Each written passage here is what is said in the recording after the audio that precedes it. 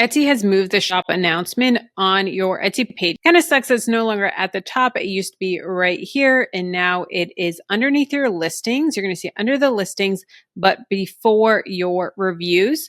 So I'm going to show you how to get to it in your Etsy announcements. Here we are in the dashboard of my Etsy shop, and I'm going to move over my face a little bit over here.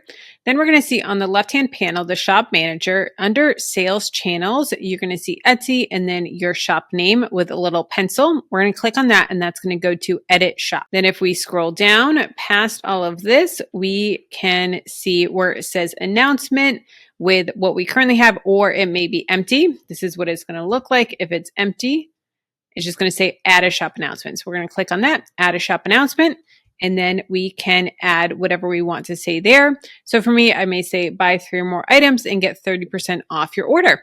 Then I'm going to hit save, and then this is what it's going to look like after it's updated on your shop. Also, check out the description. I have a link to this free ebook that's going to help you sell products on Etsy. It's going to explain why seasonal printables are the best on Etsy, give you all of the seasonal products that sell, and tools that are going to help you pick the best products. It is a very in-depth ebook, 23 pages, so many amazing ideas that's really going to help you step up your game with selling printables on Etsy. Even if you don't want to sell seasonal products, it's still really, really helpful in helping you to figure out how to market your products, how to find keywords, how to find tags, how to rank in search.